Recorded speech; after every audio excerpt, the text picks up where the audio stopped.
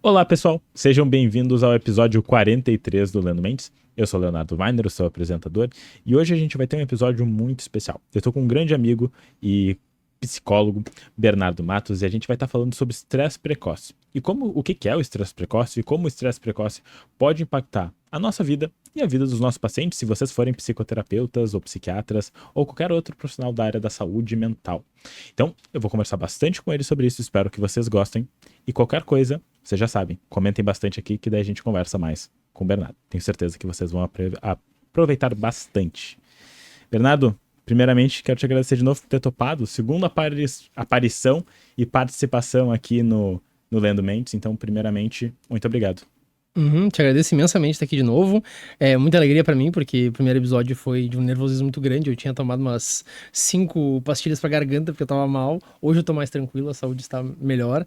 E, de novo, fico muito feliz com o convite, fico muito feliz que tenham gostado do episódio, né? Eu recebi feedbacks super bons. Então, espero que a gente possa construir outro episódio super bom aqui também, pessoal. Com certeza, com certeza. E a tua participação com o Igor, eu acho que vocês colaboraram de uma forma que foi muito legal e, consequentemente, as pessoas puderam ver isso, né? E é da relação legal que vocês têm um com o outro, eu acho que isso ficou ainda mais evidente. Mas, Bernardo, supondo que algumas pessoas aqui não te conheçam, talvez não tenham nem escutado aquele episódio, pesquisem o episódio com o Igor e com o Bernardo, que tá incrível. Mas te apresenta um pouquinho pro pessoal, um pouquinho da tua trajetória, também o que tu tá pesquisando no mestrado, acho que também é interessante, acho que já fala um pouquinho e se correlaciona com o nosso papo aqui de hoje. Vamos lá. E é importante citar que, né, parte da minha trajetória tem relação contigo também, já vamos chegar lá, e de essas variáveis também se conversam com o tema do podcast. Mas então, eu sou o Bernardo Matos, sou psicólogo, também sou pesquisador, sou mestrando aqui da PUC do Rio Grande do Sul, sou orientado pelo Rodrigo Grassi, que é o dono do laboratório que nós nos conhecemos, eu e o Léo, há um tempo atrás. E também sou membro pesquisador da BPBE, que é a Associação Brasileira de Psicologia Baseada em Evidências. Eu tenho que me concentrar quando eu falo assim. É uma cacofonia muito forte. E, de novo, muito do meu trabalho, assim, é tanto focado na questão da psicologia clínica, né? Quanto também da pesquisa. Então, eu sempre fiz esses dois braços, e atualmente, como psicólogo clínico, eu também tento trazer um olhar da psicologia clínica para a pesquisa e vice-versa, e poder, né, juntar todas essas áreas, assim. E aí, parte da minha trajetória começou lá em 2018, quando eu entrei aqui na psicologia. Eu entrei no final do primeiro semestre, eu já entrei no laboratório, que era o laboratório que tu fazia parte na época, que é o orientado pelo Rodrigo Grassi. E naquela época, eu tava bem desiludido, assim, em termos de trajetória de vida, assim. Primeiro que eu queria fazer medicina, eu até passei em medicina numa universidade interior do Rio Grande do Sul, mas era muito cara, e aí eu percebi que não tinha condição. Eu fui pra biomedicina na URGS, que também, lá eu me apaixonei por pesquisa, mas eu percebi que muitos das elementos que formavam a grade curricular da biomedicina não era algo que me atraía muito. E aí troquei para filosofia, que é uma mudança drástica de área da saúde para, de repente, mais humanas mesmo. E aí nesse processo eu percebi que, tipo, tá, a área acadêmica não tem sido muito profícua para mim. Talvez seja o momento de repensar isso. Foi quando eu meio que, vou tentar a psicologia como uma última tentativa, assim, da área acadêmica. Acabou dando muito certo. E um dos elementos que eu diria que forma essa questão de, tipo, tá dando certo, ou de ter dado certo, foi que logo no primeiro semestre eu entrei no laboratório, né, que antigamente era o GNCD, e o laboratório tinha esse foco bastante forte em estresse precoce, que é o tema que a gente vai trazer hoje, e foi lá que eu entrei em contato com vários desses processos, que eu me apaixonei por pesquisa ainda mais, porque, de novo, parte disso veio da biomedicina, mas eu nunca me joguei tanto na pesquisa quanto eu entrei aqui. E aí, nesse início, né, com foco em estresse precoce e depois de transtorno por substâncias, eu pude realmente ver uma área que eu amava, assim, e sigo amando. E hoje no mestrado sigo estudando sobre isso, né, principalmente no foco de transtorno por substâncias e na intersecção que a gente tem entre o transtorno por substâncias e os métodos de machine learning, né, porque o aprendizado de máquina vem cada vez mais sendo aplicado em outras áreas que não a ciência da computação. Agora tem muitas aplicações nas áreas da saúde, assim, e aí na saúde mental é um âmbito que o machine learning tá vindo, é bastante mal aplicado, sendo muito sincero, e o meu paper 1 do meu mestrado, a ideia é a gente chamar atenção para isso, assim, mas que essas aplicações do aprendizado de máquina tende a ser algo promissor aqui pra gente. Eu espero trazer isso também no meu mestrado. Que legal, que legal. Eu acho que na medida que tu explica um pouco da tua trajetória, fica claro para quem tá escutando e para quem tá nos assistindo de como a tua trajetória fez tu chegar aqui e falar sobre o que tu tá falando, né? Porque, de novo, a gente vai vivendo coisas e, consequentemente, a gente vai tomando decisões que vão nos levando para determinados resultados, né? E, consequentemente, tu tá aqui. E daí eu acho muito legal quando tu traz isso da tua trajetória, principalmente da lógica da pesquisa. E como hoje tu acaba sendo uma pessoa muito importante nesse sentido, né? De tá realmente fazendo essa conversa e puxando essa frente também, junto a outros profissionais, da importância de, pô, vamos olhar para os dados e vamos olhar como esses dados de pesquisas, elas podem realmente estar entrando na prática clínica. Porque daí, até antes da gente entrar no que é estresse e tudo mais, vamos combinar, né? Dá para pegar esses dados de pesquisa e colocar na prática clínica, não dá? E é um processo bem importante de poder distinguir. Eu gosto de fazer isso nas últimas participações que eu tive em podcast, em outros lugares, de trazer uma questão de que, tipo, tem situações em que eu vou tá expressando a minha opinião, e aí eu vou estar descrevendo de como é que eu vejo esse fenômeno, e variáveis que explicam tanto a minha visão como clínico, ou como pessoa, e questões pessoais, valores meus, e uma informação baseada em evidências. Então, eu vou ter as evidências empíricas que eu tenho desse fenômeno e vou descrevê-las para ti, o que é bem diferente de eu dar, por exemplo, a minha opinião. Quando a gente tá na clínica, a gente pega parte das preferências do paciente, traz para essa descrição que eu falei da melhor evidência possível, e junto com a minha habilidade de ser clínico ali, eu posso até trazer coisas da minha visão, assim, que eu acho, olha só, quem sabe a gente vai para essa direção aqui. Quem sabe esse repertório que até então não tinha aparecido, se a gente fizer isso aqui, quem sabe aparece. Então, dentro desse processo, a gente consegue puxar elementos da pesquisa para dentro da clínica, e muitos dos aprendizados que a gente tem sobre, por exemplo, o cuidado que este paciente, abre aspas, médio da pesquisa necessita para dentro da clínica. Então, às vezes eu chego um paciente ali, eu já tenho noção de que, por várias dessas variáveis que eu já estudei, sei que vão ser coisas que eu tenho que ficar de olho. Tenho um olhar mais criterioso. Tu entende um pouco de curso, né? Tu entende o curso do que tá se apresentando ali pra gente e, consequentemente, a gente consegue tomar ações que vão estar mais alinhadas pro tratamento. Por isso que é importante a gente entender o que a gente pode, de novo, de uma forma média, esperar. Óbvio que vão ter pessoas que vão sair completamente dessa trajetória mais encontrada em pesquisa. Mas isso não quer dizer que a gente não possa olhar isso para ir organizando mentalmente como que a gente vai estar seguindo com aquela pessoa. Perfeito. E, de novo, muito desse processo vai vir do quando a gente, na clínica, desenvolve essas habilidades, mas também do quando a gente estuda sobre isso, assim, faz a união dos dois, assim, e, de novo, nenhum dos dois elementos deve ser vistos em isolamento, assim, a gente pode fazer essa união bem tranquilamente. É aquela velha história, a união faz a força. Exatamente. Né? Então, fazendo o ditado popular, já juntamos aqui, já fazemos essa força. Mas, mudando aqui de marcha e indo realmente pro tema aqui do nosso podcast hoje, o que a gente vem conversando há algum tempo aqui para estar tendo essa conversa. Bernardo, se tu pudesse, como é que a gente pode definir o que é estresse? Vamos começar de uma maneira mais global, para daí a gente poder chegar também na lógica de estresse precoce. O que é estresse? Então, agora chegamos em várias dificuldades que teremos aqui em termos de, tipo, abarcar um conceito muito grande, um guarda-chuva super grande e ir afunilando, assim.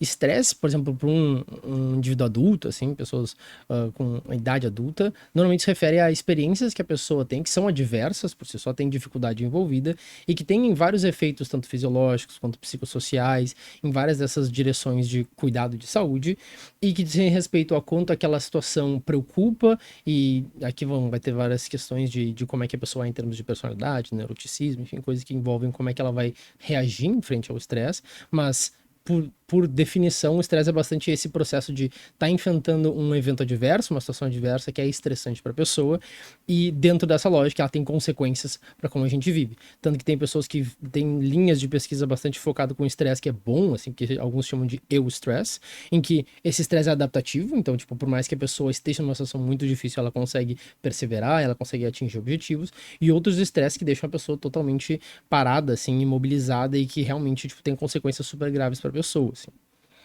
Eu acho que quando tu traz isso já é importante, né? Porque eu imagino que muitas das pessoas que vão estar escutando ou nos assistindo aqui vão ter visto, por exemplo, algumas palestras, por exemplo, TED Talks falando, por exemplo, do aspecto positivo de estresse, ou até mesmo olhando mais pelo Taleb, que vai falar da questão, assim, da antifragilidade, que na verdade está relacionado à resiliência e um crescimento a partir de um evento estressante, que também é uma possibilidade.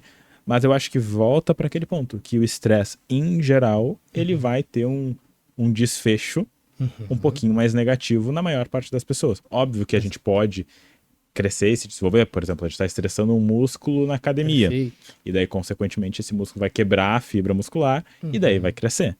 Então, assim, a gente consegue fazer isso. Mas se a gente for olhar pro músculo como ele estava antes, ele se estressou. Foi bastante para ele.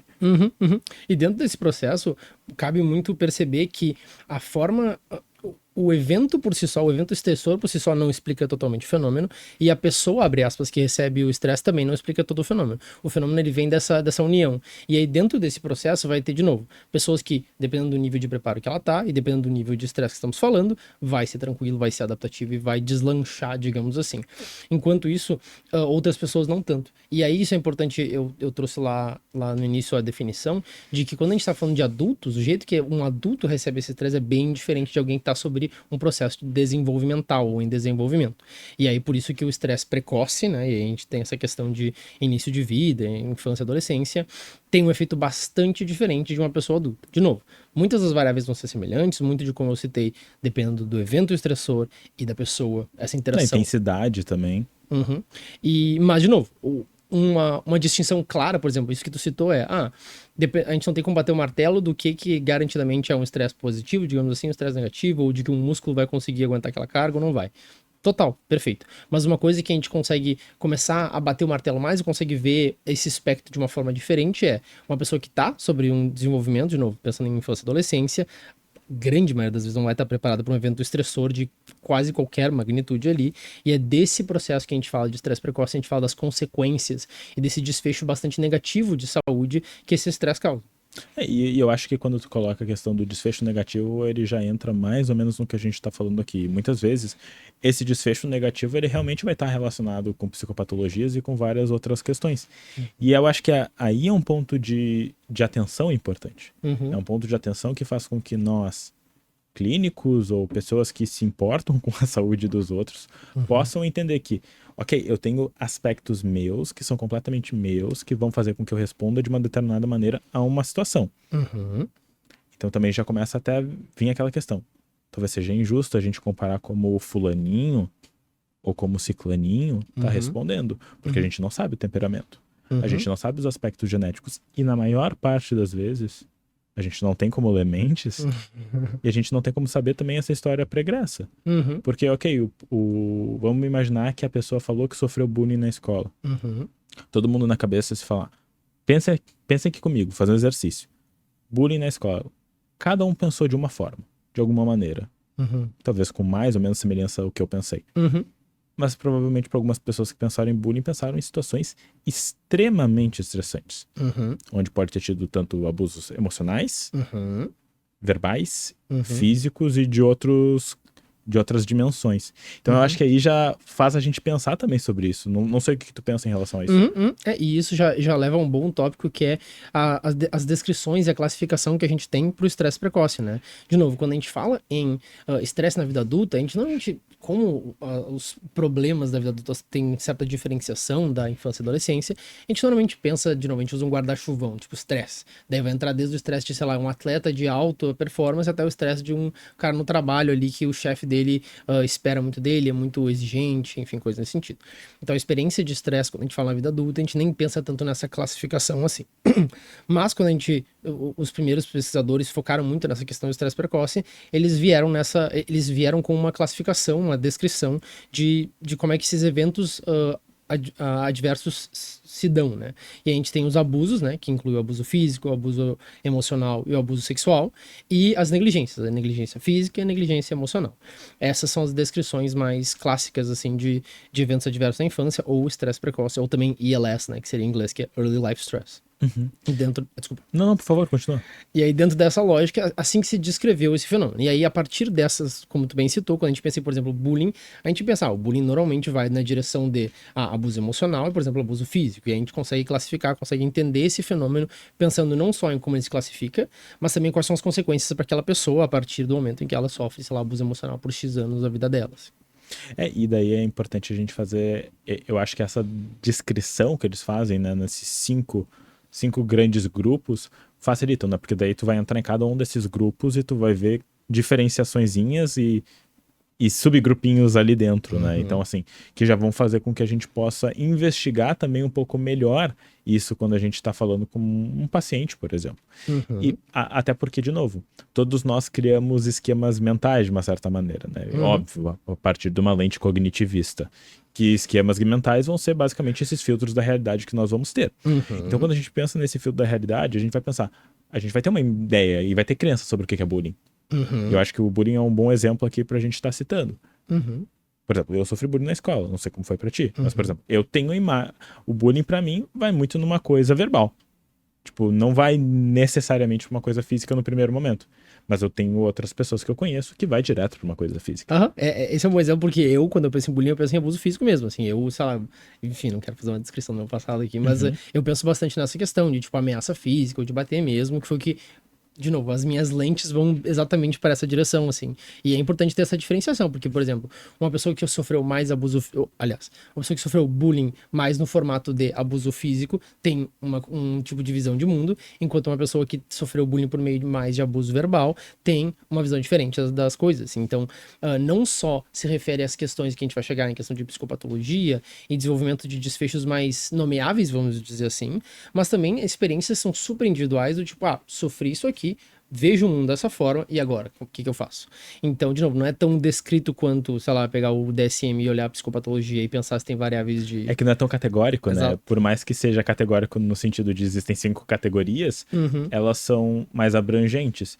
E daí, de novo, a gente vai ter nomes que descrevem um pouco dessas situações, dessas categorias, e daí cabe, por exemplo, à profissional, de ir lá e de uma forma mais detalhada, ou menos... Tá, como é que foi isso pra ti? Vamos olhar, como é que foi esse bullying? Se fizer sentido, obviamente, no contexto que a gente tá trabalhando. Sim. Não, e é muito importante isso porque, de novo, e agora entra, sei lá, década de 60, década de 70, muito desses processos de ver o estresse precoce como uma variável importante era mais classicamente associado a quando não tinham pais não tinha pai e mãe ali, certo? Uma questão de, tipo, uma família que abandonou a criança e ia para um orfanato ou alguma instituição municipal, digamos assim. Esse era o clássico exemplo de, olha só, isso é um trauma na infância, e a pessoa chamava muita atenção naquilo.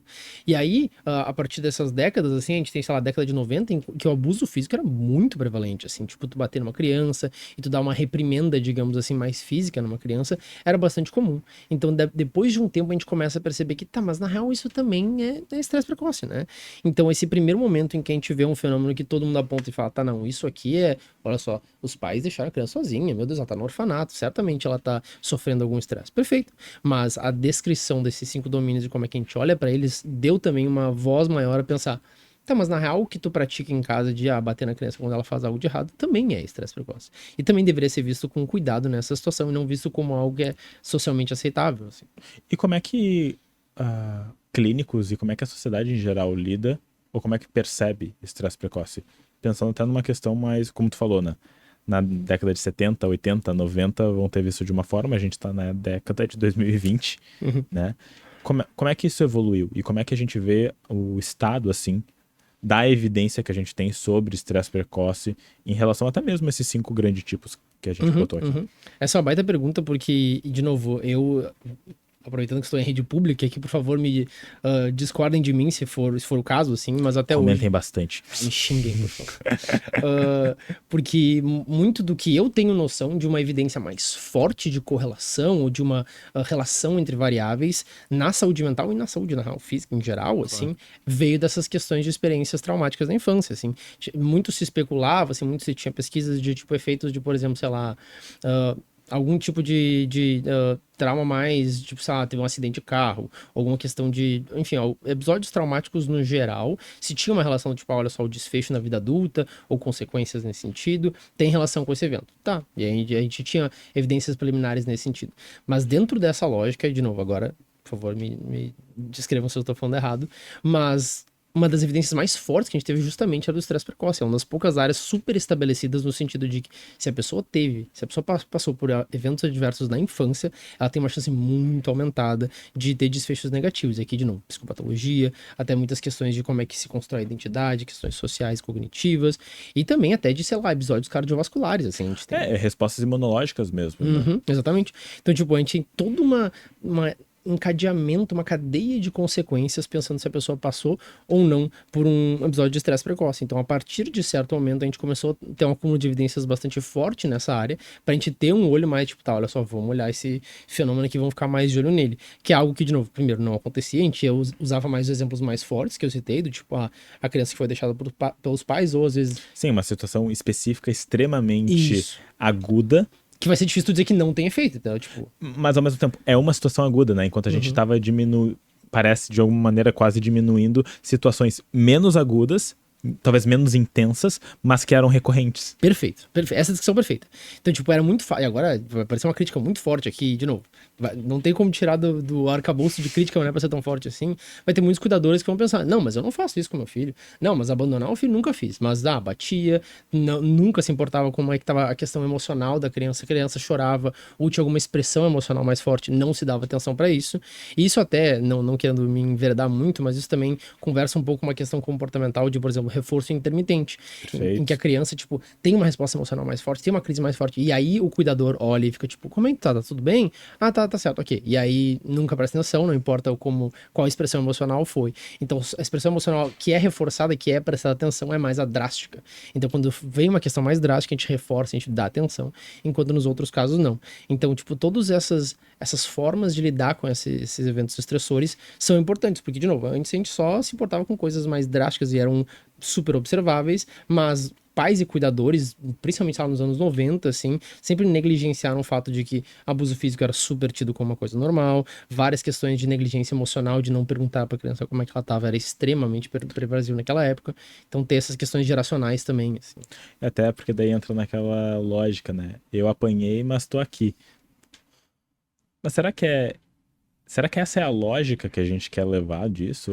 Ou talvez a visão seja: ok, tu tá aqui independente não independente, mas adicionado àquilo. Exato. Que é uma experiência que tu vai carregar contigo e que, de novo, ela é armazenada. Uhum. E de novo, aqui não é pra...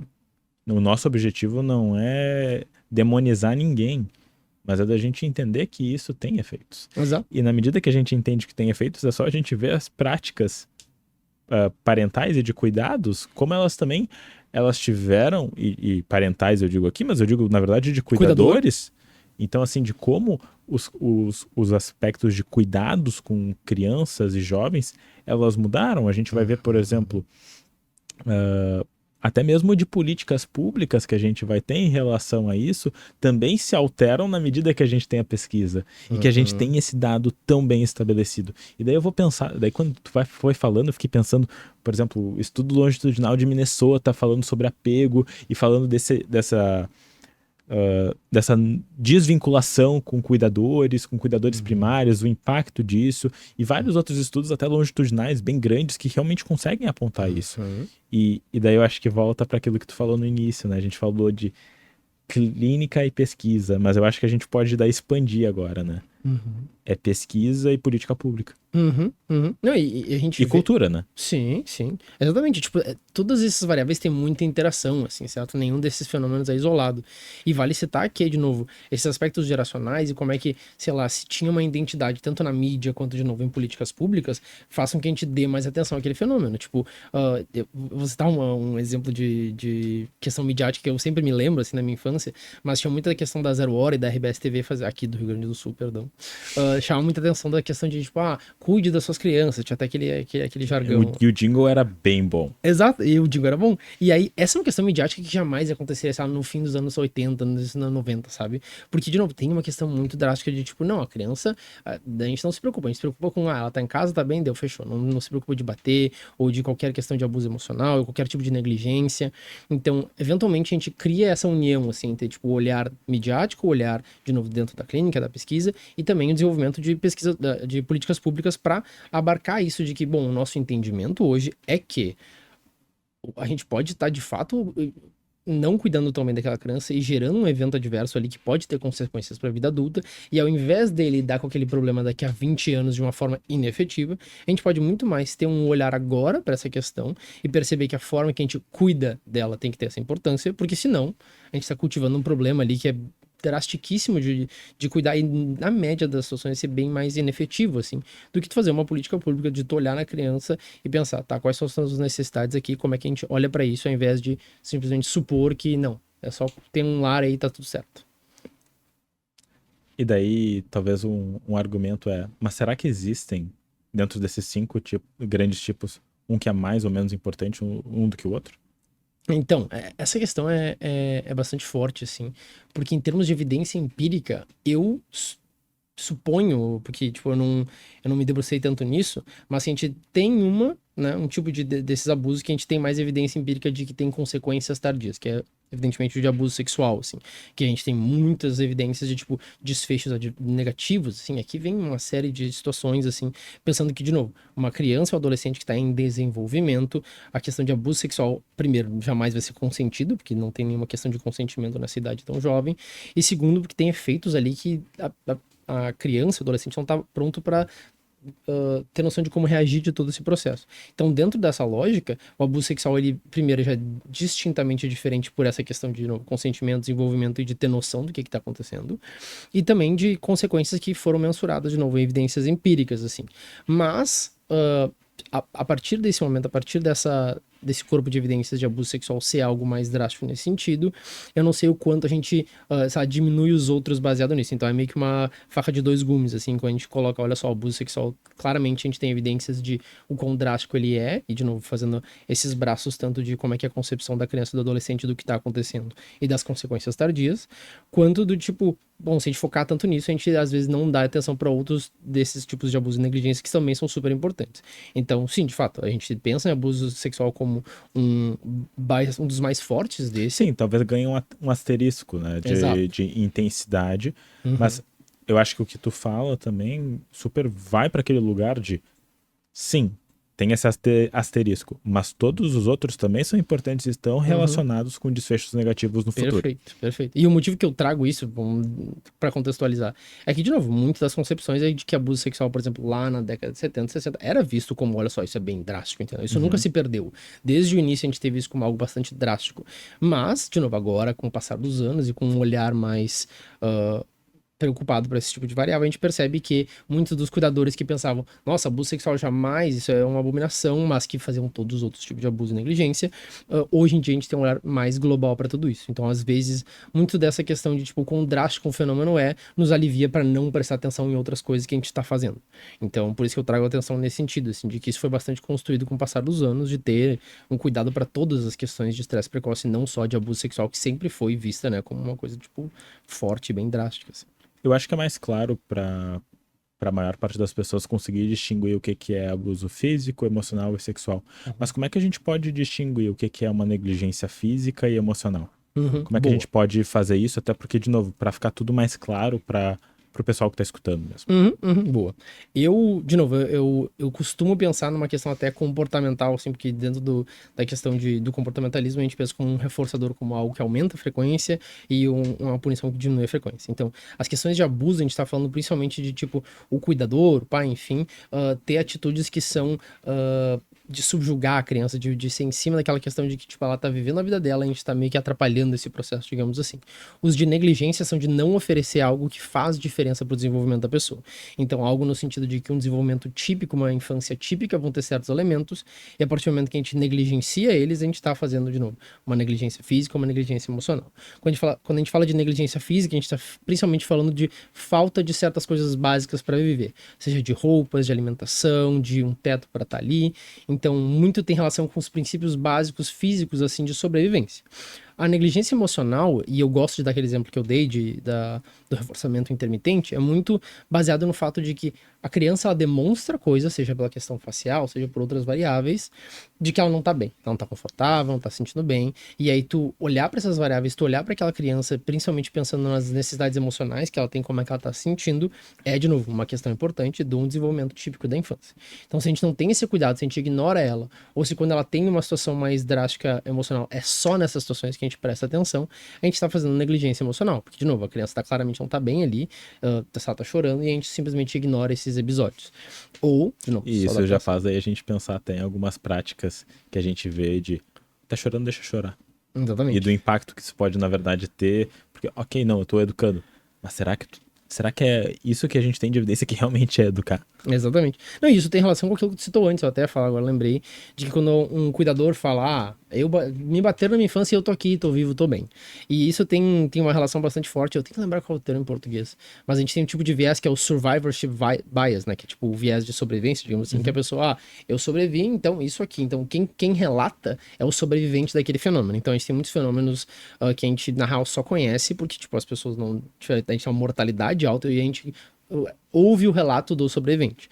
E tem relação com isso, certo? No sentido de que, olha só, tô bem, tá tudo certo, mesmo sendo, sei lá, espancado na minha infância, então significa que eu posso dar uns tapas no meu filho e tá tudo certo.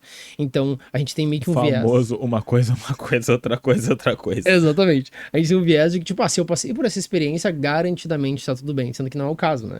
E aí, nessa mesma questão de emocional, assim, se a criança tá tendo ali um episódio emocional, a gente não tá valorizando, tá pensando, deixa chorar, deixa lá, é meio que essa mesma lógica, assim, ele vai pensar que, não, eu passei por isso, tá tudo certo, ele pode passar por isso também. Porque se a pessoa visse na real magnitude que é, e a real consequência, o real desfecho que isso leva, a pessoa jamais defenderia isso, entendeu? Se tu chegasse a explicar, olha só, se tu deixar ele chorando aqui, tá, na adultez ele vai ter essa visão de mundo, essa visão de ti até, por exemplo. Então, não, eu vou lá atender a criança. Então, tipo, muito dessa visão tá atrelado com o que a pessoa julga que é o fenômeno. Eu julgo que tá tudo bem. Se a questão física tá tudo certo, ou não dá bola pra quando a pessoa tá mal, também tá certo. Então, é muito da lente do sobrevivente ou da lente do cuidador, muito mais do que da criança mesmo. Que, de novo, tu não tem como estimar. Até porque, de novo, a criança, ela tá pedindo, né? Exatamente. Ela tá chorando, ela tá pedindo, ela tá resmungando, o que for. Uhum. Mas ela tá clamando por algo. Uhum. E daí também, de novo, eu sempre dou esse exemplo em aula, né? Se a gente for parar pra pensar sobre necessidades, né? Tu falou sobre necessidades. Uhum. Porque todos nós temos necessidades. Se a gente for parar pra pensar, a gente nasce chorando já. Uhum. E quantos anos a gente precisa mais ou menos pra conseguir sobreviver no mundo? Mais ou menos. Que é uns 10, Aham, acho que sim. uns 10, 12 anos assim, ó. E forçando Forçando a barra. muito a barra. Forçando a barra. Que outro mamífero precisa de tanto tempo? Exato. Não faço ideia. Nenhum. A gente é o mamífero que por mais tempo precisa de cuidados. Uhum. Então, isso já também denota a importância desse olhar de cuidado. Sim. E, de novo, o que a criança consegue comunicar. E daí e o que tu falou é incrível, Bernardo. Assim, eu acho incrível, assim, e eu acho que deixa muito claro para todo mundo que está escutando é a minha visão do que aquilo está representando, que está impactando na forma que eu estou cuidando com uma criança que está chorando. Exatamente. Só que o que realmente está acontecendo, o evento meu filho está chorando. Essa criança está chorando. Uhum. Se a gente tirar essa tua interpretação, o que tu faria? Se fosse uma situação onde essa tua interpretação não entrou aqui, como é que tu trabalharia com isso?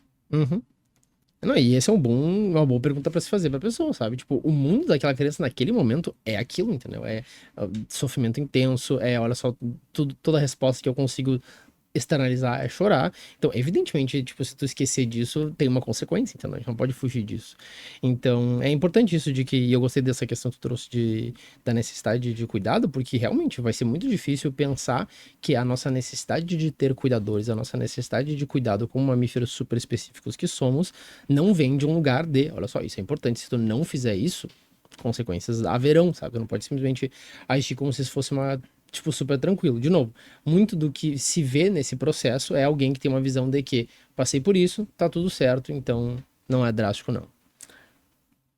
E daí, talvez até. Eu me lembro de já ter falado isso com outras pessoas. Que bom que deu tudo certo pra ti. Mas isso não quer dizer que pra outra pessoa não vai ter um impacto diferente. A gente falou aspectos temperamentais, genéticos, de personalidade, vão entrar em cena. Então, o que pra ti é ok, pra mim, pode ser nada ok.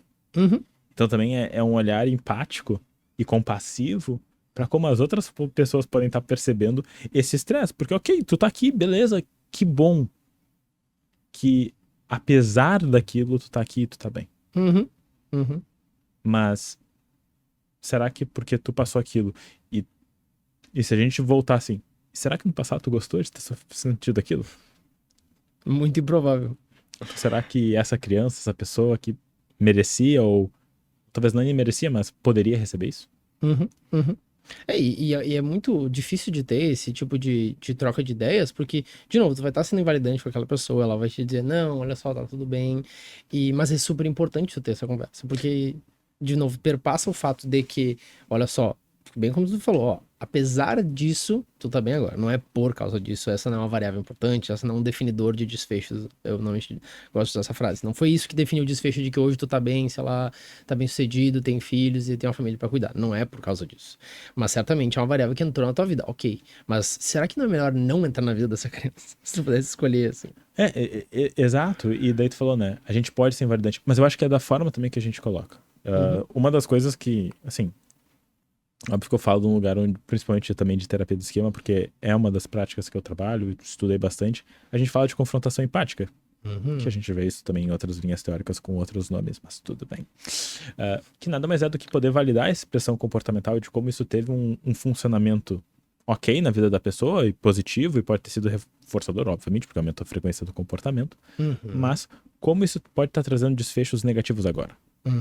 Então a gente valida isso também, a gente valida a expressão emocional, mas ao mesmo tempo também colocar. E daí eu acho que já se cria um espaço para um diálogo muito melhor com esse tipo de pessoa. Não sei se tu concorda. Sim, sim, eu acho que sim. Eu acho que vem também desse lugar de, tipo, poder ouvir aquela pessoa que talvez passou por essa experiência e a forma que ele teve de passar foi diminuindo ela, silenciando ela, sabe?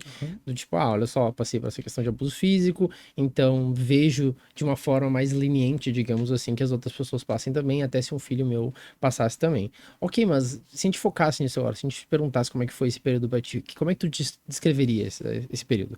E duvido eu que fosse uma descrição muito boa da situação, certo? Então, muito do que vem desse enfrentamento da pessoa dizer, apesar disso, estou bem, é de que certamente foi silenciado de alguma forma, a pessoa teve que dar uma manejada em como é que ela vê esse fenômeno, porque se ela focar nele vai ser muito difícil, assim. E poder validar, né, que provavelmente isso foi difícil, como tu mesmo colocou, e daí a gente faz dois papéis, né? A gente valida para essa pessoa que passou por isso e de uma certa forma apazigua, e também pode ajudar nessa outra geração que vem por Isso. aí, né? Não, e essa questão de ciclo geracional é bem importante, assim, hoje em dia, agora, né, estamos em 2023, a gente consegue ver que essa questão de abuso físico é bem menos prevalente, a gente tem muita educação nesse sentido, de novo, políticas públicas, a gente consegue ver isso sendo dito em várias esferas, desde, de novo, midiática, até no boca a boca, a gente vê que isso modificou, mas, de novo, lá nos anos 90 era uma realidade completamente diferente, assim, então, quando a gente fala de estresse precoce, a gente também pensa nisso, assim, de que em certas épocas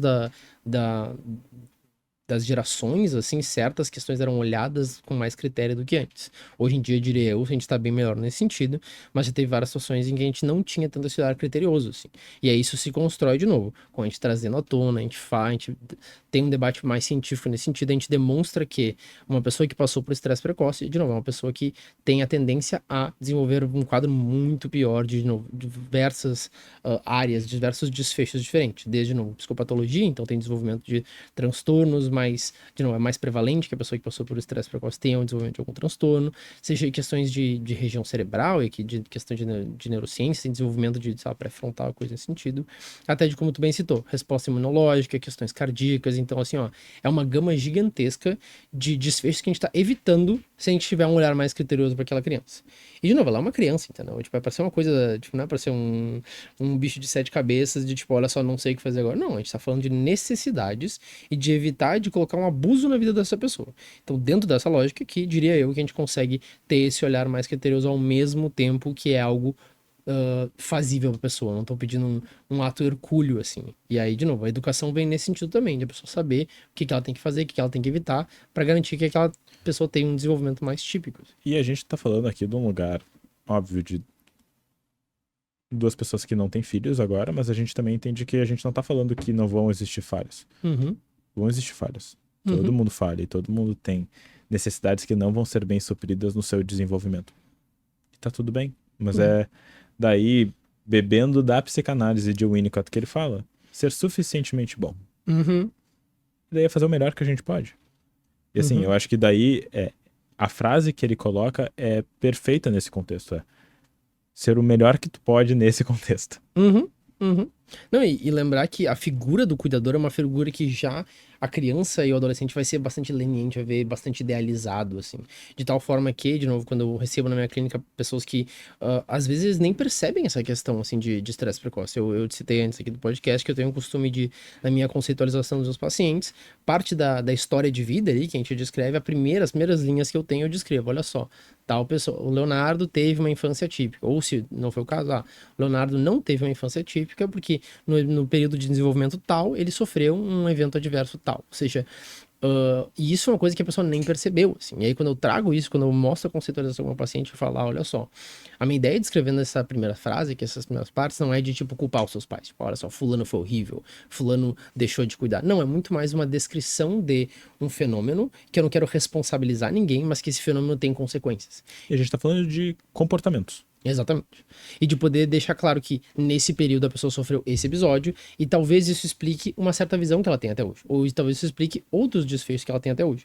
Então, poder ter isso, e eu gosto de sempre trazer essa perspectiva, não é porque eu tô responsabilizando ninguém. É muito uma questão de descrever um fenômeno e como é que a gente entende ele hoje. Porque nada é isolado na nossa história de vida, todos esses elementos acabam reverberando em como é que a gente vê o mundo. Então, de poder ver dessa forma também, sabe? O estresse precoce como uma coisa que, tipo, às vezes até a própria pessoa, assim, nega esse episódio, porque, de novo, eu gosto muito dos meus pais, gosto dos meus cuidadores, eles jamais falhariam. E aí, de novo, não é bem a ideia, não é dizer que, olha só, falharam, coisa horrível.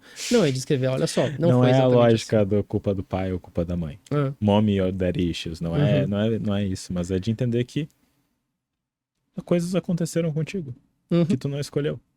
E que a gente pode estar olhando, e as pessoas podem ser boas e podem errar, independentemente. Pessoas boas erram. Perfeitamente. Pessoas boas erram, pessoas inteligentes vão cometer equívocos. Essas coisas acontecem. E poder, de novo, ter uma visão mais do fenômeno em si e não dos agentes daquele fenômeno, quem causou aquilo.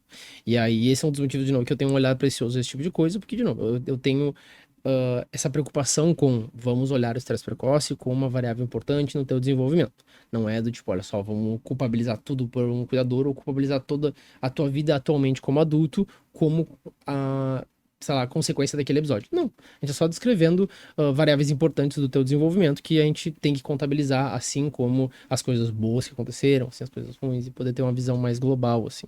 Porque, de novo, o estresse precoce normalmente é super negligenciado, assim, por várias pessoas, principalmente quando a gente pensa em profissionais da saúde que não pensam nessa questão de, tipo, olha só, esse período de desenvolvimental é extremamente sensível, então a gente tem que dar uma magnitude importante para esse período também. Perfeito. E daí, de novo, a psicologia clínica, muitas vezes ela ficou realmente alocada a esse lugar de olhar só para a infância. Mas o que a gente está falando é de entender como algumas questões estão impactando também no dia de hoje. Então, esse olhar ele é um pouquinho diferente de outras vertentes psicoterapêuticas. Aqui a gente não está julgando ninguém, mas muito mais a gente poder ver como realmente essas variáveis, porque a gente pode chamar de variáveis, vão estar impactando. Porque elas podem impactar e costumam impactar bastante. E dessa forma, a gente falou e pincelou um pouquinho, né, sobre os impactos do estresse precoce. O que a gente tem de evidência, principalmente falando de saúde mental, assim, de desenvolvimento de psicopatologias do estresse precoce nesse desenvolvimento? Como eu citei, e talvez eu até deixe alguma direção dessas de consequência, talvez eu acabe esquecendo, porque realmente são muitas, assim, a gente conseguiu mapear, como eu falei, quando a gente fala de eventos que têm uma consequência importante para a saúde, é que inclui saúde mental, saúde física, mais fisiológica, digamos assim, o estresse precoce ele tem uma gama de consequências, é extremamente bem estudado essa relação. Vai ter outros fenômenos que a gente não tem bem essa relação, tem até gente que aponta, não, certamente tem, e eu diria, não é tão forte assim. A magnitude. Exato. Calma, não sei se bate o martelo dessa forma assim que você tá pensando. Mas o estresse precoce costuma ser, e de novo, super bem estudado, sei lá, estudos desde, sei lá, 1950 aí, que já eram bem conduzidos naquela época, porque, de novo, a gente consegue mapear, te perguntar quais foram as experiências que tu teve na infância e relacionar com como é que tu tá agora em termos de vários desfechos. Daí, pensando nisso, a gente tem, de novo, desenvolvimento de várias psicopatologias, assim, que tem relação com o estresse precoce. De novo, a gente não sabe exatamente qual é a via específica de como é que se torna, porque o diagnóstico de transtornos mentais é um diagnóstico clínico, né? Então, a gente não tem tanto, um teste que demonstra um teste mais, tipo, sei lá, fisiológico que demonstra, tu tem esse marcador, então significa que tu tem essa psicopatologia e tu na infância passou por essa situação. Não é algo nesse sentido. Mas a gente sabe que tem muitos dos transtornos mentais que têm relação com vários tipos de estresse precoce. A gente pensa até, por exemplo, de vários tipos de episódios traumáticos têm relação com, sei lá, por exemplo, borderline, ou vários tipos de transtorno, por exemplo, lá no laboratório a gente estuda principalmente transtorno por substância. E a gente tem vários dos estudos que a gente vê, tanto na nossa área quanto nós mesmos pesquisamos, da correlação entre, né, passar por eventos adversos na infância e na vida adulta ter alguma questão mais forte com o abuso de alguma substância. E aqui, de novo, a gente pode pensar em outra relação, que é de desenvolvimento, como eu falei, cerebral, assim, de tipo regiões do pré-frontal, do eixo HPA, que fazem com que a pessoa que passou por esses eventos estressores na infância seja mais sujeita, digamos assim, a ter comportamentos mais impulsivos, mais abusivos. De novo, abuso de substância, abuso de algum comportamento. Então, isso na esfera de psicopatologia. Como eu falei, tem também a esfera de coisas mais fisiológicas mesmo, como tu bem citou de sistema imunológico, a gente tem uma diferença de resposta imunológica, uma diferença de desenvolvimento do sistema imunológico de pessoas que passaram por estresse precoce, e também algumas questões com episódios cardiovasculares, assim, então pessoas que têm um desfecho de doenças cardíacas ou cardiopatias por ter passado por estresse precoce.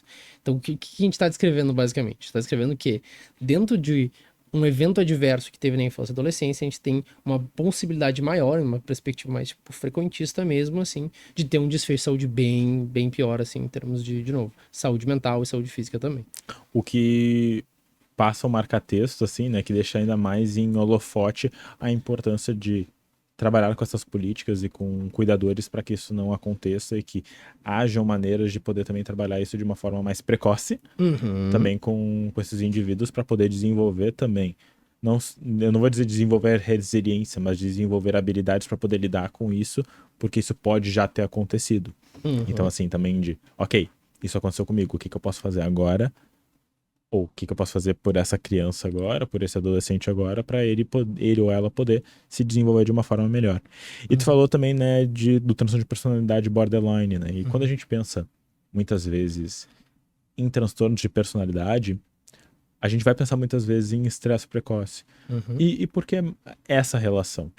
Essa é uma baita pergunta. E, de novo, vamos construir junto aqui, porque eu não sei o quanto eu consigo explicar todo esse fenômeno. Mas a via que eu vou, normalmente, é a seguinte: de que tem muitas dessas experiências que, como elas acontecem num período desenvolvimental muito importante, a gente tem essa questão de que acaba moldando bastante a forma que a pessoa vê o mundo, certo? E aí, quando a gente pensa em transtornos da personalidade, a gente pensa em um funcionamento bastante pervasivo, que vai aparecer em várias áreas da pessoa. Não é só a questão do humor, por exemplo, a questão de como é que ela se vê, como é que ela se relaciona, e como é que ela mantém relações sociais, de trabalho, enfim, assim vai. Então, dentro dessa lógica, uma pessoa que passou por algumas dificuldades, eventos adversos na infância, ela vai ter uma visão de mundo bastante diferente de alguém que não passou. Seja de, por exemplo, como a gente citou, de que a visão, vou dar um exemplo basiquíssimo, assim, mas a visão de que, por exemplo, alguém que não passou por nenhum evento adverso, de, meus cuidadores são pessoas que eu gosto muito, que nunca falharam comigo, e que eu, sei lá, tenho uma relação muito boa até tal idade, ou enfim, até a adultez, enquanto talvez pessoas que passaram por exemplo, abuso sexual na infância vai ter uma visão de cuidador bastante diferente. E aí, se a gente pensa no sentido de que, durante a infância, o nosso cuidador é meio que nosso mundo inteiro ali, a chance é de que a pessoa vai ter uma visão de mundo bem diferente a partir de todo esse processo, de que desde a infância ela teve eventos adversos que os outros pares não tiveram, e também o que foi perpetrado, foi causado por alguém que era de suma importância para ela, de que moldava muito da visão que ela tinha. Então, muito dessa questão é o fato de que a pessoa vai ter uma visão de mundo, uma visão dos outros, agora falando bem da tríade cognitiva, assim, bastante diferente, e isso molda, de novo, como é que ela se sente, como é que ela age, e também como é que a gente vai ver essa relação que ela tem no mundo. E aí a gente pode, de novo, ter pessoas que têm mais transtornos da personalidade, porque desde a infância ela tem uma construção bastante diferente de como é que ela... todo mundo é pra ela muito diferente de pessoas que não passaram por isso, assim. E eu acho que daí vale a gente voltar até no... E eu peguei aqui o dicionário da APA sobre o que é APA, American Psychiatry Association, né? Que fala sobre o que é personalidade. A personalidade refere-se a características e comportamentos duradouros que compreendem o ajuste único de uma pessoa à vida, incluindo os principais traços, interesses, motivações, valores, autoconceito, habilidades e padrões emocionais. Várias teorias explicam a estrutura e o desenvolvimento da personalidade de maneiras diferentes, mas todas concordam que a personalidade ajuda a determinar o comportamento do indivíduo. Então, o que já fica claro pra gente? É um ajuste único e duradouro. Então, como é que eu vou, como tu falou, né, da tríade cognitiva, como que eu vou estar reagindo a isso que aconteceu comigo? São experiências importantes que fazem com que eu comece a interpretar e predizer o que vai acontecer. Nós somos serezinhos de uma certa forma que a gente faz vários raciocínios de previsão do futuro. Em geral, a gente prevê muito mal o futuro. Tem até vários estudos, principalmente mais de economia, que mostram isso, né? Como a gente prevê mal o futuro, principalmente questões de custo e de tempo. Mas a gente está sempre tentando prever o futuro para quê? Por uma lógica também de preservação. Então a gente quer prever o futuro pra gente... Ok, eu tô numa interação com o Bernardo. Se eu tenho uma história de vida onde eu posso ter sofrido vários abusos, vamos botar dessa forma, abusos físicos de pessoas que são parecidas com o Bernardo, por exemplo, é capaz de eu ficar assim. Porque o Bernardo dele fala alto, daí me assusta. É uma possibilidade. Então, é capaz de eu fazer essa predição. E eu já fico mais... É um efeito de priming, de uma certa maneira, de como ele pode agir. Então, eu já fico mais receoso. E quando a gente pensa, então, num transtorno de personalidade, ele pode também ser caracterizado assim como o conjunto de transtornos psiquiátricos, caracterizados por desvios de comportamento bem rígidos também, que também fala dessa personalidade, e desadaptativos, que prejudicam a forma que o indivíduo lida com seus impulsos e com as pessoas ao redor. Então, assim, eu sempre dou esse exemplo. Se eu vivi num ambiente onde sempre me faltou coisas, há uma tendência de que, mesmo que eu saia desse ambiente, eu pense que vão faltar coisas. Só que, por mais que eu esteja num ambiente onde não estão faltando, eu faço a predição. Porque eu aprendi isso. E daí isso linka com o temperamento. Isso linka com várias outras questões. Mas, quando a gente pensa no estresse precoce, se a gente falou, né, de frequência, se isso é bem frequente. Não precisa ser uma intensidade gigantesca, mas frequência. Há uma possibilidade de eu começar a predizer que as coisas vão ser dessa forma. E, consequentemente, eu começo a ter certos comportamentos para lidar com isso. Porque, de novo, o transtorno de personalidade, muitas vezes, está relacionado a como eu interpreto o que está acontecendo e a forma que eu reajo. Porque se a gente for olhar, por exemplo, para o transtorno de personalidade narcisista. O transtorno de personalidade narcisista está relacionado a um comportamento mais de autoengrandecimento, que muitas vezes é utilizado para lidar com um determinado contexto. A gente pensa no transtorno de personalidade obsessiva compulsiva, um transtorno mais rígido, que também é utilizado para lidar com determinadas circunstâncias. Então, o comportamento ele é fundamental para a gente definir um transtorno de personalidade. Não sei o que tu pensa. Não, eu fiz aqui, ó. Não, mas eu fui amei. pra vários lugares, né? Não, eu amei porque eu tenho essa visão também. De novo, até fiquei receoso da forma que eu descrevi, porque eu fico com medo de parecer uma coisa meio determinística, assim, de tipo, olha só, tu passou por eventos adversos na infância, garantidamente tu vai agir assim. Mas a forma que isso se traduz é exatamente da forma que tu trouxe. De que, se eu passo por essas experiências, a visão de mundo que eu vou ter, os comportamentos que eu vou ter, e tudo vai estar meio alinhado nessa questão, assim, de tipo, não confiar nos meus cuidadores, ou de escassez de coisas, certo? Escassez pensando mais na negligência física. Então, com o passar dos anos, eu vou ficar mais, tipo, mais nesse modo, digamos assim. É como se, é como se tivesse uma questão de função ali. A função desse comportamento era de preservar. Exato. E aí ele se mantém. E aí, de novo, atualmente a pessoa não tem essa questão. É uma vida muito diferente, uma situação muito diferente. Mas essa função ainda tá ali em alguma situação, tá colocando ela numa questão de sobrevivência, assim. E daí entra a questão até da psicoterapia, de tu poder reavaliar a situação, poder lidar com ela de uma maneira diferente e, consequentemente, sentir também de uma maneira diferente. E daí a gente não quer ser determinista no sentido de, eu tive estresse precoce, eu vou ter um transtorno de personalidade. Por que não? Porque existem questões genéticas, temperamentais, que podem fazer com que tu tenha uma certa... É quase um buffer. Tipo, tu tem uma característica que talvez tu não vá cair muito nesse lugar, e tu pode ter desenvolvido estratégias mais adaptativas que também não vão te levar para um transtorno de personalidade, da mesma forma que tu pode ter tido outras figuras que podem ter servido de contrabalanço para essa vivência. Então, não é determinístico, mas Se a gente for pensar no desenvolvimento de transtornos de personalidade, porque eles são transtornos desenvolvimentais, a gente vai fechar o diagnóstico Pensando, né? pensando nisso, pensando no desenvolvimento, quando a personalidade está se desenvolvendo. Uhum. Até porque se a gente for olhar, por exemplo, transtorno de personalidade antissocial, a gente vai falar, por exemplo, do transtorno opositor desafiante antes, então, Isso. bem nessa lógica desenvolvimental, mas existe sim, mesmo que tu possa ter passado por experiências até traumáticas, mas de experiências de estresse precoce, isso não é garantido que vai gerar um transtorno de personalidade. E é muito importante, outro elemento que tu acabou citando aí no meio, é de que, tipo, essa forma de ver, essa forma de ver o mundo e de ver as relações, de se organizar, de novo, de desenvolver a personalidade da pessoa, ela, de novo, vai ter relação com essas questões de eventos adversos, e é por isso que a gente traz essa questão. Não é tanto uma questão de novo, determinística, mas é mais no sentido de que, por exemplo, o que eu fiquei pensando é que quando eu citei na minha conceitualização de caso, eu descrevo ali na história de vida se a pessoa passou por uma infância, abre aspas, mais típica ou não, se teve algum evento adverso, é porque justamente a ideia da conceitualização é trazer à tona elementos que têm relação com o problema que ela tem hoje. Então, se a pessoa tem alguma dificuldade nesse sentido, se a gente pensar, se a gente analisar o fenômeno que aconteceu durante a infância dela, que talvez, de novo, ela nem visse dessa mesma forma, ela negasse ou nem tivesse percebido, a gente talvez veja relações que ou enfim, links, digamos assim, que vão ter relação com como é que ela age hoje, quais são os problemas que ela tem hoje, qual é o sofrimento que ela tem hoje. Então esse é o ganho, diria eu. Porque lembra que eu citei, né, lá no início, de que tipo, uma experiência, um estressor na vida adulta, ela tem uma característica X, é um efeito X, dependendo da pessoa, vai ter essa magnitude. Mas quando a gente fala de infância e adolescência, é um processo completamente diferente. Então, uma vez que na adultez a pessoa passa por estressores muito piores e tá tudo bem, abre aspas, ela consegue enfrentar esse processo, talvez lá atrás não tinha isso. E a gente consegue trazer à tona, assim, essa questão de que, tipo, então, mas por que hoje hoje eu passo por coisas muito piores, hoje eu tô numa situação muito diferente, ainda assim aquilo me bate de alguma maneira, ou eu ainda tô pensando sobre esses elementos, assim, ou aquela escassez, por exemplo, que eu tinha na infância. É justamente por isso, assim, porque tem uma questão desenvolvimental, tem uma questão de período sensível ali, e tem uma questão de moldar a forma que a gente vê as coisas. Então a gente tem que ser sincero e honesto de ver esse fenômeno e ver como é que a gente, se ele ainda tá presente ou não. E esse é o foco.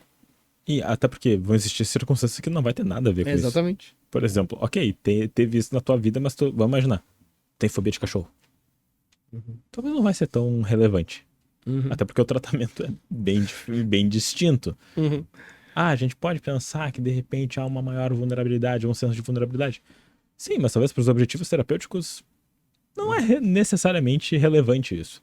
Então, eu acho que quando tu coloca isso, faz muito sentido, né? De tu voltar sempre para aquele lugar. Aquele lugar de o que meu paciente precisa, quais são os objetivos e como que essa conceitualização vai estar relacionada a esses objetivos. E lembrar que o ganho da gente, por exemplo, estar discutindo isso é um ganho de dois lados, né? É o ganho da pessoa adulta que olha pra trás e percebe, eu passei por eventos desse sentido, assim, estressores quando era pequeno, e poder trazer isso, trabalhar isso, e principalmente de poder se tornar um cuidador, se tornar um responsável de ficar de olho nessas variáveis para agora que eu sei disso, agora que, por exemplo, nem tinha essa visão e até para mim mesmo se mostrou importante, porque eu passei por uma experiência dessas, agora para quando eu for um responsável, quando eu for um cuidador, eu não repetir isso, eu ficar de olho nisso. E também da pessoa que de novo, passou por essa situação e agora vai ver,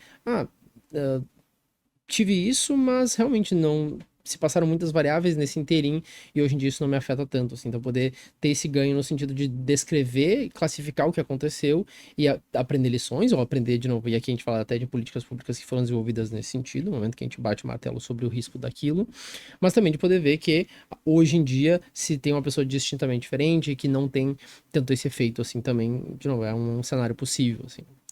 E pensando nisso, e pensando no impacto que isso pode ter também em desenvolvimento de transtorno de personalidade, transtorno por substância, depressão, ansiedade e várias outras questões, né? Transtornos de humor e de ansiedade, o que a gente tem também de tratamento eficaz para trabalhar com essas questões, principalmente do estresse precoce e do impacto que o estresse precoce pode ter nessas diferentes psicopatologias. Bom, vamos lá, tá? Agora é um terreno que eu acho que é muito mais de passar a bola pra ti do que pra mim, mas eu vou dar uma iniciada aqui, tá? Quando a gente pensa nessas questões, muito do que tá envolvido, como a gente bem citou até então várias vezes, é a visão de mundo da pessoa. Então, se a gente tá tratando um paciente adulto agora, e a gente tá pensando no fato de que ele passou por eventos adversos na infância, a gente não tem, de novo, como voltar no tempo e reparar esse processo. Seria ótimo, né? Seria ótimo, uma maravilha. Nossa, Infelizmente não conhecemos e entraríamos em possíveis paradoxos de tempo bem complicados. É verdade. Não, mas dando essa opção, eu super pensaria assim que muitos psicólogos iam ficar, bom, eu vou voltar um tempo pra arrumar essa questão aqui, meu paciente, que tava muito difícil. Mas aí ele não quer ter chegado na terapia, daí ter chegado no paradoxo. Ia Que tu sempre voltou, daí é o paradoxo de Bootstrap. Exato. Momento física aqui pra você, gente, desculpa, viajei. Voltar pro meu consultório, não tem ninguém lá, porque, pô, mas eu tava aqui com o meu paciente, o que aconteceu? E tu nunca virou psicólogo porque tu mexeu Imagina. naquilo. O efeito borboleta, sabe? Mas de que, tipo, como eu tô trabalhando com um paciente adulto ali, e aqui me referenciando pessoalmente, que é um trabalho tanto com adolescentes ou crianças, mas quando tem um paciente adulto ali, de poder ver, tá, que, como tu bem citou, assim, quais são as experiências que moldaram a forma que eu vejo o mundo, e pensando até numa lógica bastante de, por exemplo, esse exemplo que tu deu de escassez, assim, eu, sei lá, vivi num albergue, sem pais ou cuidadores específicos, era uma situação econômica muito difícil, eu, sei lá, tive que me independentizar muito cedo. Muito dessa visão de mundo já vem arraigada e já vem forte até a adultez, assim. Então, quando a gente pensa no tratamento de, tipo, passei por eventos adversos que moldaram muito do que eu sou hoje, de como é que eu vejo o mundo, é pensar em, tá, mas a pessoa que tu tá hoje, o contexto que tu tá hoje, o quão ele difere dessa lógica. E quando a gente consegue reestruturar essa cognição pra pensar, olha só, a visão que tu tem de mundo te serviu pra caramba naquela época, sabe? Era uma realidade muito diferente. Se tu não tivesse se independido, de novo, sinto muito por ter passado por essa situação, mas essa independentização, essa autonomia muito cedo e esses papéis já de adulto que tu assumiu foi de muita ajuda pra ti naquela época e talvez, se tu não tivesse feito isso, talvez fosse muito pior aquele período. Mas hoje em dia, eles não têm mais essa carga, eles não têm mais essa... Eles não definem um desfecho tão forte quanto naquela época. Então, poder reestruturar essa cognição, poder focar nessa visão de mundo mais... saudável e, tipo, gentil consigo mesmo, de que, tipo, a partir do momento em que eu passei por aqueles eventos e muito do que eu fazia, muito do que eu pensava, muito do que eu agia era pra reparar, digamos assim, ou pra conseguir seguir em frente, hoje em dia tu seguiu em frente, sabe? Hoje em dia é outra realidade, hoje em dia não tem um cuidador ali que vai perpetuar esse processo contigo, então poder trabalhar muito nessas crenças, nessas lentes da pessoa, porque de fato, é muito difícil tu pensar que alguém passa por um evento estressor tão forte, num momento tão sensível, não vai definir a forma que ele vê o mundo, então a gente tem que trabalhar com essa visão de mundo bem diferente, assim. Sei o que tu pensou. Não, eu acho que tem... Para cada transtorno que a gente for ver, vão existir diferentes modalidades terapêuticas que vão ter melhor nível de evidência para trabalhar. E, consequentemente, o trabalho com essa questão ela vai ser um pouquinho diferente. Mas se a gente for parar para pensar em terapias cognitivas e até mais contextuais, a gente tem algumas semelhanças assim, no tratamento em relação a isso. Que o primeiro é validar a importância disso. Validar que isso provavelmente moldou e fez com que o paciente chegue no lugar onde ele está. Também por causa disso. É um fator que se correlaciona com todas essas outras questões. E daí vai entrar, por exemplo, a terapia cognitivo-comportamental, como tu falou, dessa visão, essa reorganização. A gente pode pensar na ACT, na lógica de disfusão e aceitação, principalmente. A gente pode pensar na terapia do esquema, muito no trabalho com esquemas iniciais adaptativos, até mesmo por imagens mentais, e daí viram um erro, né, que a gente está criando outra memória. Não, a gente está, na verdade, ajudando o paciente a ressignificar o que aconteceu, porque muitas vezes há uma culpabilização muito grande pelo que aconteceu no passado. Com certeza. Então, entra muito na questão de poder atribuir um significado diferente, né, ou seja, olhar para aquilo de uma forma diferente e, consequentemente, ir sentindo de uma maneira distinta no seu contexto. A gente vai pensar também na própria DBT, dessas verdades que se coexistem, essas que são às vezes contraditórias ou que parecem ser contraditórias.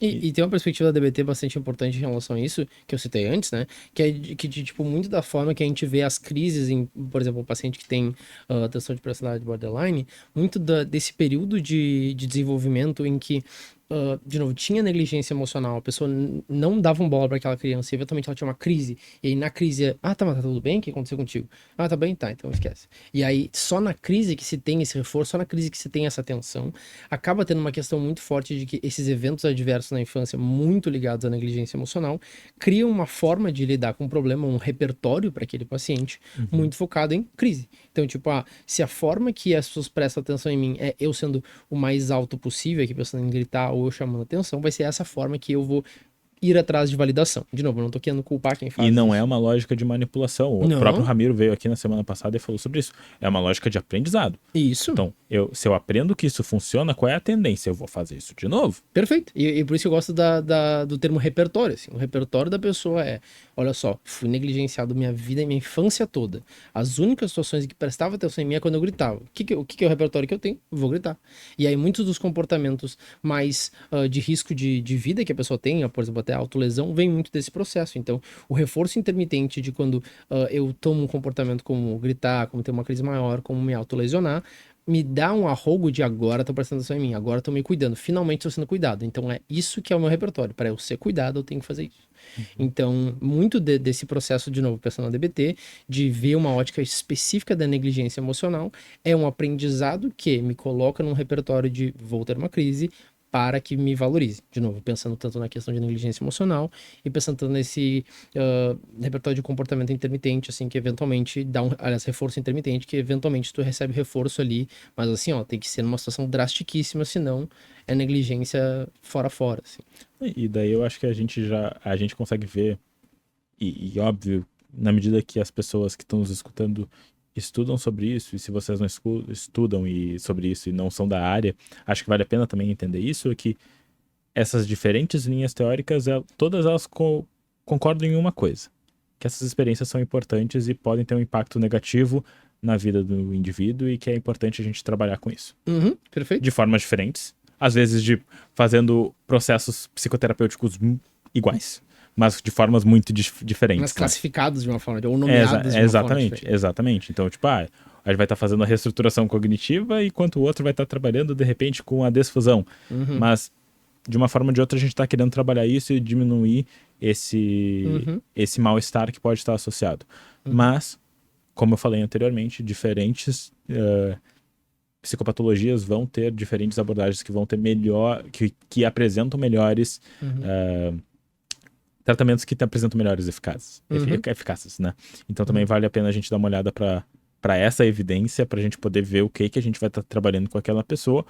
Mas, então, a gente volta para um pouco para o início do nosso podcast, de que olhar para o passado, e daí quebra com aquele grande mito, né, da terapia cognitivo-comportamental, que a terapia não olha o passado. Tipo, ela olha.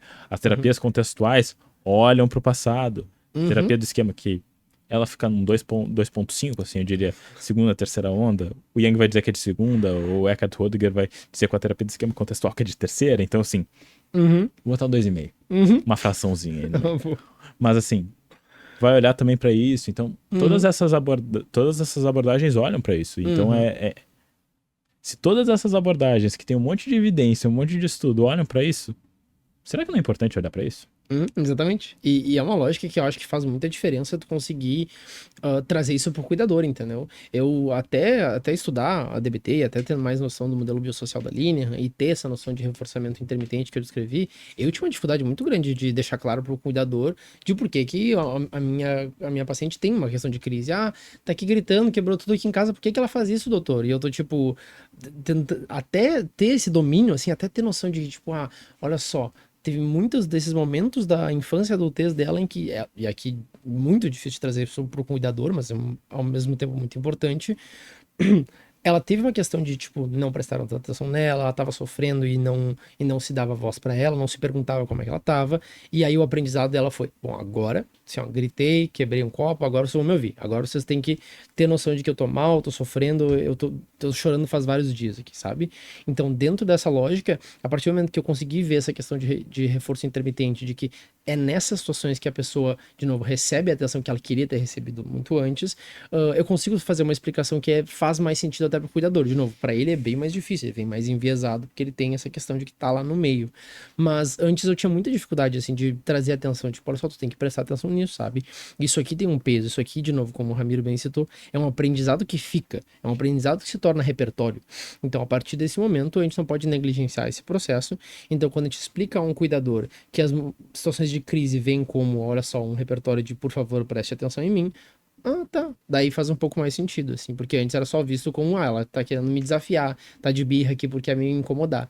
E não uma questão, tipo, um repertório é um aprendizado que se teve e que, de novo, é diferente do teu, com certeza, sabe? Tipo, quando eu não prestava atenção em mim lá nos anos 80, eu ficava num canto e chorava. Tá, ok. Mas é um aprendizado completamente diferente, a gente não pode querer dizer que, sei lá, um é garantidamente melhor do que o outro. Até porque a resposta do ambiente deve ter sido diferente para os lados e, consequentemente, tu aprendeu a lidar de uma maneira diferente. Exatamente.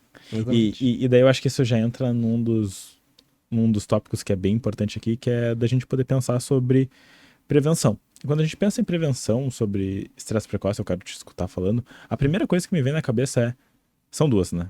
Que é o treino de pais, ou treino de cuidadores, que de novo, e o coach de cuidadores e coach de pais, daí isso vindo mais a terapia do esquema, falando de necessidades emocionais básicas, mas, de novo, super conversam essas duas abordagens, que nada mais é do que a gente poder realmente treinar essas pessoas para poderem cuidar melhor desses jovenzinhos que estão aí, né? O que tu pensa sobre possíveis prevenções e educações que a gente poderia estar aplicando para poder reduzir ainda mais o estresse precoce e, consequentemente, ter uma população mais saudável?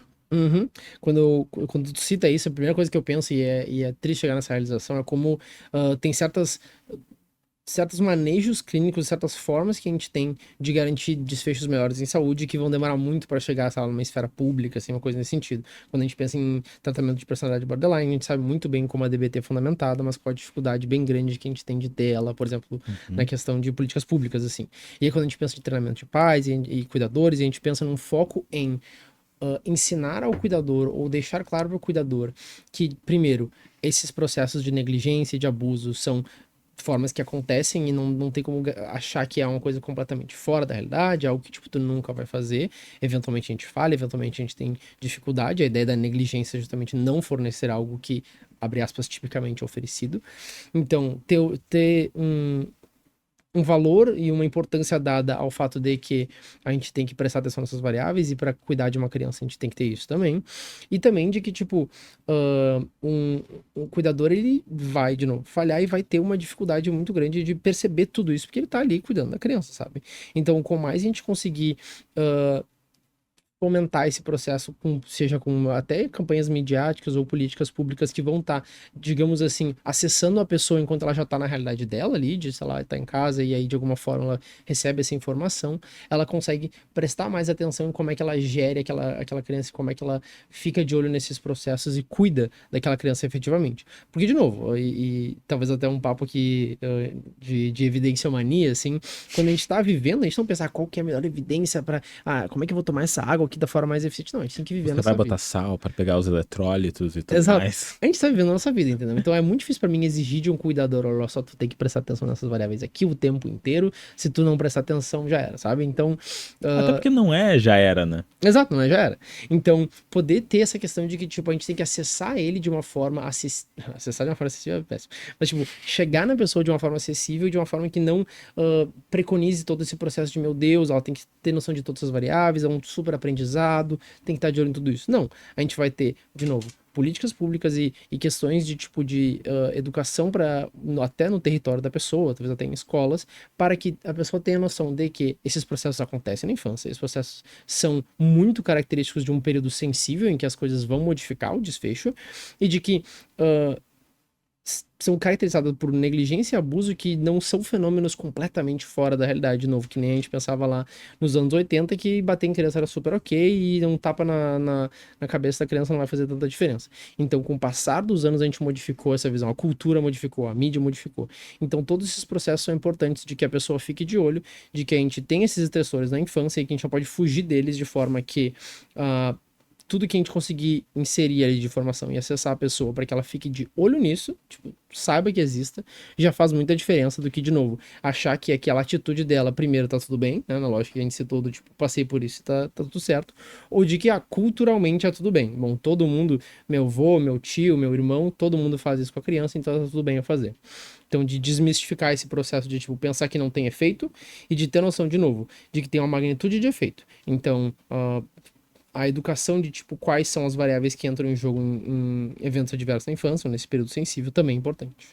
E eu sei que quando a gente falou, né, a gente falou de treino de paz e tudo mais, a gente sabe que isso, na verdade, está muito distante de boa parte da população, e a gente sabe que, por mais que políticas públicas tentem trabalhar com isso, a gente sabe que é difícil, tem várias problemáticas que entram em cena, e a gente não pode ser cego a isso, e a gente precisa citar isso. A gente sabe que essas intervenções podem ser muito boas e podem trazer desfechos muito legais, mas a gente entende que não é todo mundo que vai ter a possibilidade de vivenciar isso. Seria ótimo, seria incrível, na verdade, a gente ter essa possibilidade, mas a gente fala de um país onde há um grau de desigualdade e de dificuldade de acesso, por exemplo, à psicoterapia, é só um exemplo, né, para não falar de todas as outras coisas, que é gigantesco. E a gente não pode negar isso, mas eu acho que quando tu coloca na questão de mídia, na questão de cultura, aí é um bom lugar pra gente estar falando também, porque, como tu falou, né, essa propaganda da RBS aqui do Rio Grande do Sul, eu acho que todo mundo da nossa geração se lembra. Eu também. Eu apostaria que sim. Eu apostaria que a grande Eu maioria acho que lembra. a grande maioria lembra, e era muito engraçado, né, porque pegavam os bichos papões, né? Exato, Era sim. o Era acessível. vampiro, era a... sei lá, todos os Tinha a outros. bruxa e tinha, enfim, tinha várias dessas figuras, assim. E a Exato. ideia justamente é ser acessível, de atingir aquele público, entendeu? Porque tanto pra criança pensar, tá, mas mãe, que tá Por que que eles acontecendo? estão cantando isso? Exato. E pro cuidador perceber, é verdade, tem isso, sabe? Tipo, é uma coisa que não pode sair do radar, entendeu? E é isso que eu quis dizer quando eu falei de acessibilidade, entendeu? Quando tu faz algo direcionado a um público, o ser acessível a ele é trabalhar com elementos que para ele tem afinidade, de fazer a mensagem clara para ele, de fazer uma mensagem que vai ser interessante. E a gente tem, agora, só um exemplo rápido, assim, a gente tem uma distinção importante nas campanhas de conscientização para uso de substâncias, uso de drogas, por exemplo, que, tipo, são escrachadas, assim, porque a ideia de, tipo, vou atingir esse público nunca dá certo.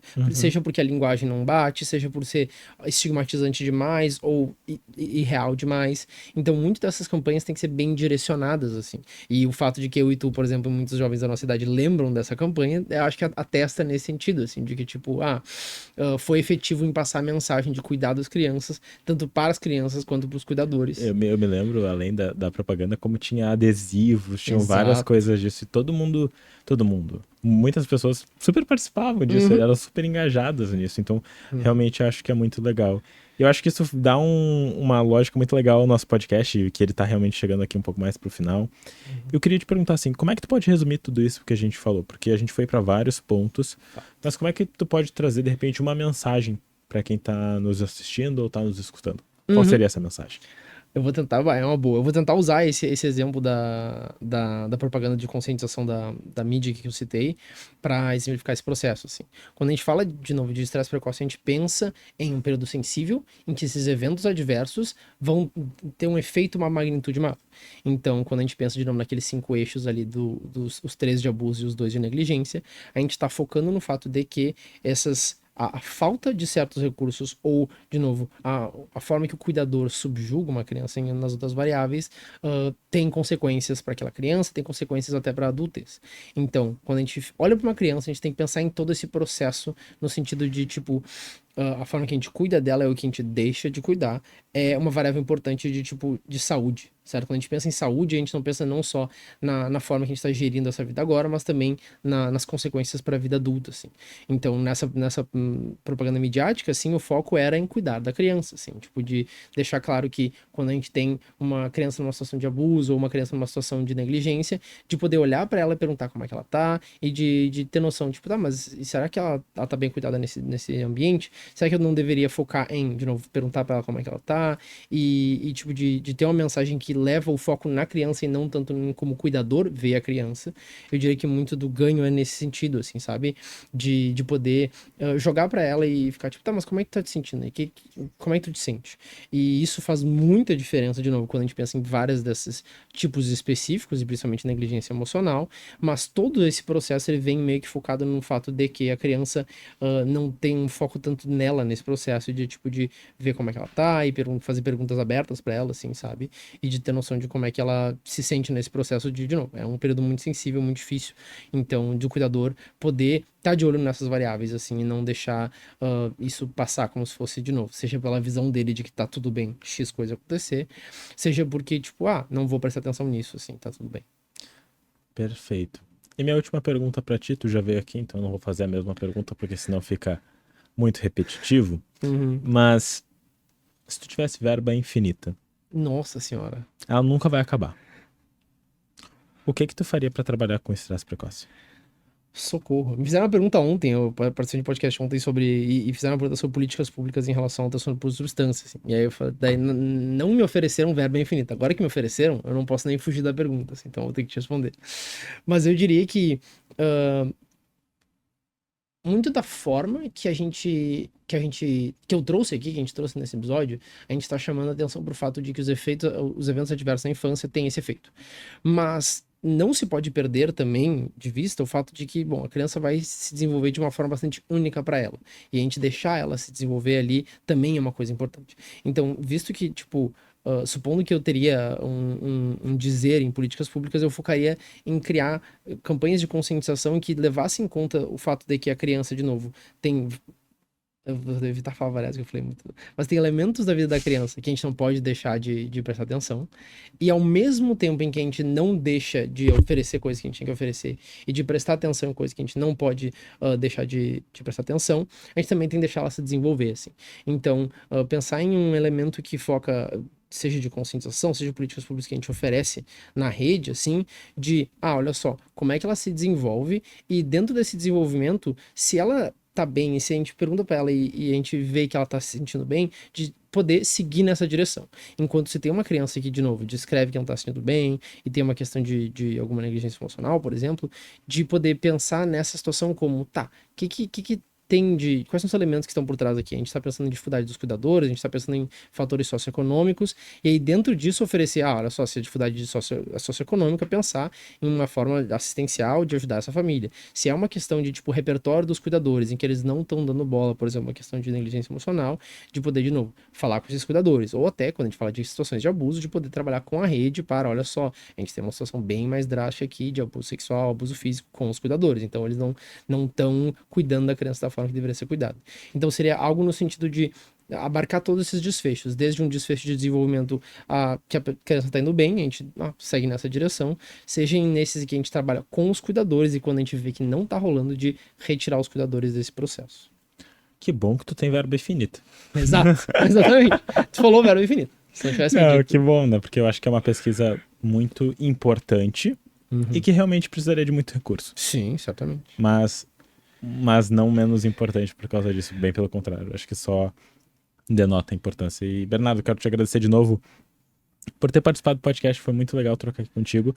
E agora, o palco é teu. Pode dizer pro pessoal onde eles podem te encontrar, seguir teu trabalho, porque eu sei que tu segue fazendo um trabalho aí muito legal. Onde é que o pessoal pode te encontrar? De novo, muito obrigado, Tala. Eu gostei muito de estar aqui. Esse é um tema aqui, de novo, vem muito no meu cerne, assim, no sentido de que, de novo, o meu início na pesquisa foi no laboratório que era bem focado em estresse precoce lá no início, mas hoje em dia, né, lá no Psicobernardo, que é o meu Instagram, por favor me sigam, eu foco muito na prática baseada em evidências, assim, de uma forma multidisciplinar, então vai ter, de novo, foco em evidências mais observacionais, porque, né, no estresse precoce a gente trabalha muito com esse tipo de evidência, quanto outros tipos de evidência científica, que a minha ideia é de dar um suporte para o profissional de saúde, assim, sabe? Eu gosto muito da perspectiva multidisciplinar, porque embora seja psicólogo clínico e pesquisador, eu vejo os clínicos, eu vejo os profissionais da saúde com uma rede bastante semelhante, assim. Então, eu tento não ficar tanto no nicho da psicologia, embora seja muito difícil não sair disso, assim, mas sempre tentando abarcar mais elementos, assim, que tragam esse olhar mais criterioso, tanto para evidência científica quanto para o cuidado no paciente, e eu tentei trazer um pouquinho disso aqui nesse episódio também, espero que tenha sido legal para vocês. Muito obrigado. Cara, foi muito legal. Quero te agradecer de novo. E quero agradecer a cada um de vocês por terem assistido ou terem escutado mais um episódio do Lendo Mentes. A gente logo mais vai vir com outro episódio. E se vocês gostaram do Bernardo, vocês querem a participação número 3 dele, vocês já sabem o que vocês devem fazer. Comentem bastante aqui, que eu chamo o Bernardo de novo. Pessoal, muito obrigado pela participação, por terem assistido. E a gente se vê no próximo Lendo Mentes. Até mais. Um abração. Muito obrigado.